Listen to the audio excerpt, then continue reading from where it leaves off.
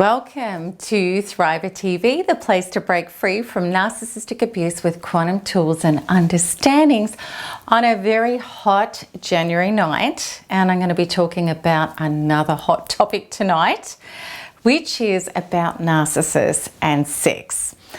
And some time ago, I did an article regarding narcissists and sex, which was called The 50 Shades of the Narcissist. And this was describing the intense hooking and addiction that occurs with narcissists sexually, but it wasn't the full story, which a lot of you picked up on because people were saying, well, actually sex with a narcissist was pretty ordinary. It was like really bad. But, you know, let's have a look at this, because sex can seem to be great with a narcissist when we're not self-partnered with ourselves. And my first article on sex with a narcissist, that original one, was about that illusion and what we can heal to awaken from that trance. However, in this Thriver TV episode, I want to talk about how when we're aligned enough to desire a sexual soul communion, that we can identify the difference between narcissistic and healthy sex. So let's have a look at what sex means to a narcissist. We know with narcissists that their greatest driver is narcissistic supply. So that means getting the energy, the attention, or acclaim that can grant them enough significance to escape themselves. And what this means is the narcissist's addiction to narcissistic supply is no different to any other junkie with an addiction. It's all about grant me a self-medication that numbs me out and can take me away for a time beyond my screaming, unmet, unhealed inner emotional wounds. And sex is a really powerful way for a narcissist to get narcissistic supply because it grants them the ability to connect with people, to suck energy and life force, and to get copious amounts of attention from them. So here's the thing that many spiritual teachers have talked about often, and there's great memes that go around about it. This stuff, that anybody can get naked with each other, but can they really, really get naked? Meaning share their inner being. Can they be open, transparent, and merge with another at the most divine and true level of love and connection? Many people say that they'd love that experience, yet maybe it hasn't happened for them yet. And many people may want that experience, yet understandably, they're terrified of being that open and surrendered and vulnerable in order to partake in it. Narcissists, however, cannot comprehend, let alone meet another at this level, because sexual soul oneness is never what a narcissist wants, and it's not even what they're capable of, because to merge with another would equal a dissolving of their personality, their ego, and thus themselves into oblivion. Other people in their life, including sexually, are merely there as objects to feed the narcissist's internal master, the false self, which always wants to retain itself and control and never dissolve. And the false self cannot generate divinity on its own, let alone share in it. It can't merge with God and oneness because the ego is separated from oneness. So let's have a look at the quality of sex that we're having. And if you're not having sex currently, you can think about the quality that you want to have in the future. How do we know when we're connected to someone who is sexually a devourer of our life force rather than a co-generator of divinity with us? The answer is simple. Our soul feels empty afterwards. And regardless of whether or not we've had an orgasm, something feels missing, incomplete, or even wrong. And we may not want to think that we were used to feed a person's ego without care for our heart and our soul, because that isn't what we thought we signed up for. But this is why we're left feeling this way. And here is where we can get very real with ourselves regarding the quality of sex that we desire and what we're really aligning with. If we start relationships from a position of lust without getting to know somebody's character and values and creating a platform of healthy connection with them prior to sex, then, especially if we've got unhealed childhood and relationship wounds, we could be really prone to getting into a sexual relationship with a narcissist. And in a heterosexual sense, a female narcissist may be passionately performing, she could be your sexual dream, so that she ensures your wallet is going to cater to her superficial ego needs. Or maybe she's using you to punish another lover who isn't granting her everything that she wants. And there could be a lot of other reasons. If your lover is a narcissistic male, he could be using you as a fling or somebody to punish the current or ex-lover with, or maybe he's decided how you look and what you offer fulfills his ego enough to want you as his current relationship partner. And of course, gay narcissistic lover agendas can contain all of this and so much more, which they all can. But you need to be very aware of who you're connecting with, because the truth is narcissistic people are out there in droves looking for relationships. They're rarely not in sexual relationships. They don't have downtime. These people usually frenetically seek relationships as if their life depends on it, because emotionally it often does. Many narcissists desperately need an intimate partner for regular narcissistic supply and feedback, and they feel dead on the inside if they're not in a relationship. Narcissists don't have their own real identity. They've always got to be feeding off somebody else's. And therefore, if a relationship with a narcissist is struggling, they will start usually searching for new sources of narcissistic supply on the side. And if a relationship ends, they're out dating again by the time you've boiled an egg, regardless of their professions of undying love for you. And even in a committed relationship, their extracurriculum could be affairs and porn. It's just how narcissists roll. They are self-serving. They don't care about how it could affect you.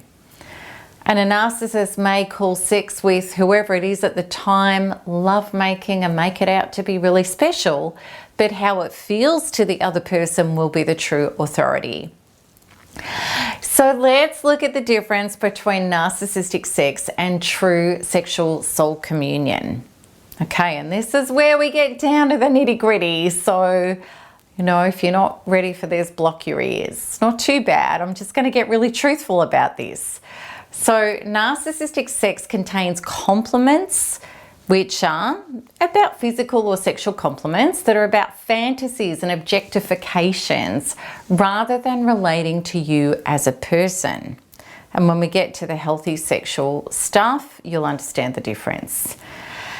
Sexual initiation is approached in emotionally disconnected and entitled ways, such as grabbing your genitals or shoving one's tongue down your throat. And oh my God, that is never pleasant. I don't know how anybody ever thought it was. Okay, it may contain manipulating you into sexual acts with them, even against your will, such as taking your hand and putting it uninvited on their genitals. Sexual communication includes objectifying your body parts, not necessarily sexual, but they could be body parts, which leaves you reduced to feeling like a thing rather than a valued human. And other comments are made during sex that feel weird, perverted, or off. Due to porn addictions and getting stimulated from non-connected sex, a male narcissist may not be able to sustain an erection without chemical help such as Viagra. Due to getting stimulated from non-connected sex, a female narcissist may not be able to sustain arousal without play acting, talking dirty, or other autoerotic stimulation. The sexual act itself lacks lovingness, finesse, connectedness, and tenderness. You are used as an object for the narcissist to masturbate with.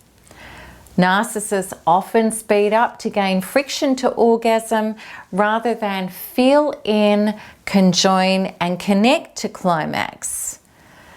Disconnect is felt after the sexual act and you feel empty, non-cherished, and even used and violated.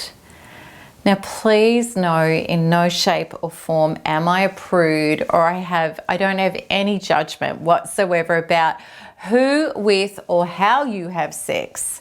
And also, absolutely, connected, committed, communion sex doesn't have to just be tender and gentle. It can be lots of things. However, sex with a narcissist only has that baseline repertoire. They haven't got anything else. And it really is my belief that if we desire a true soul and sexual connection, that there's a need to give up lustful sexual connections for the sake of them. So consider this: if you desired a healthy body and mind, would you have junk as your food of choice? Of course you wouldn't. If we start having sex with people believing that we're having a relationship with someone who doesn't have the same values, who isn't a nice person, and who would never dream, we wouldn't dream of choosing them as a close personal friend, then why on earth would we think that we could have happy, healthy, sacred lovemaking with them? The truth is we can't. Now let's look at healthy soul lovemaking. Healthy lovemaking. Compliments are made by addressing you as a person, like babe or honey or your name, or or a cute pet name that is you. You look fantastic, lovely, beautiful, rather than fantasizing you or objectifying you. Sexual initiation is approached in emotionally connected and loving ways, such as a genuine hug, a tender rubbing of your back, or a sensual or passionate kiss. Lovemaking includes tenderness and gentleness with a genuine intention to please and meet a partner where they wish to be sexually met. Your soul and body are cherished during the lovemaking process. Comments during sex are made that feel loving, connected, and healthy. They heighten feelings of sexual and soul communion rather than switching you off. Sexual arousal can be maintained in slow sensual lovemaking as well as faster intercourse. Orgasm is reached through deep soul communion. Connection intensifies before and during the climax.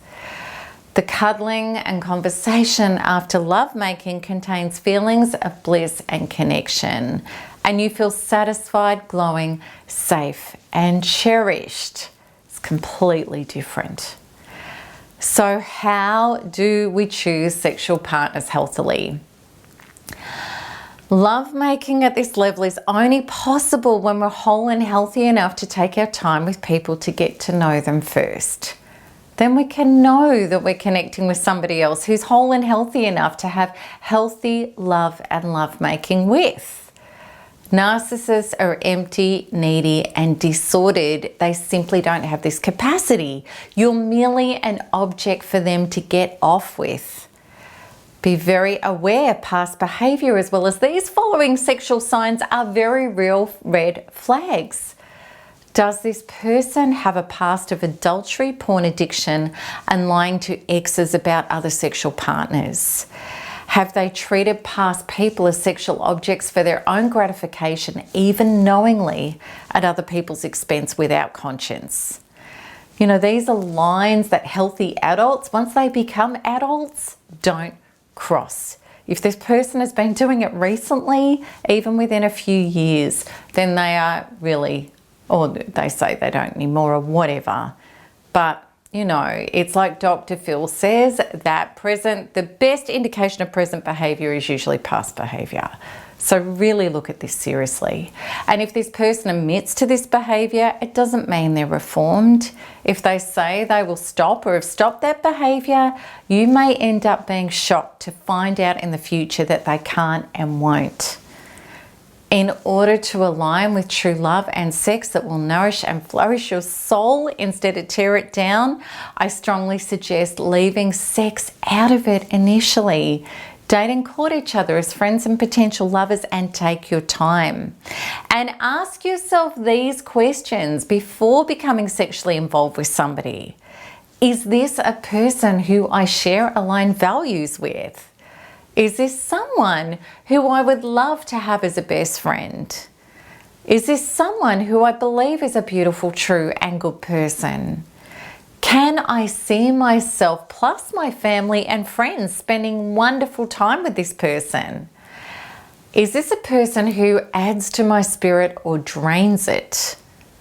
Do I look up to and respect this individual?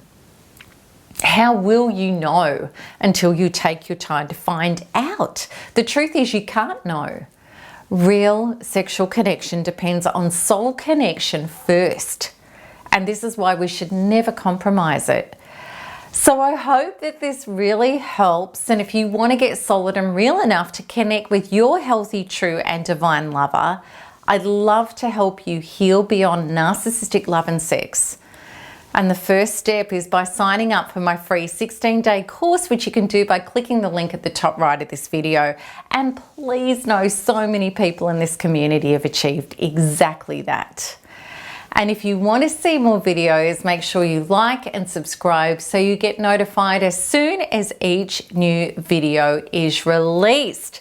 And I'm really looking forward to your comments and questions about this. And those of you who were like, no, Melanie, the sex was terrible, you're really going to relate to this one. Yeah, I know you are. I think we're going to have a spirited discussion.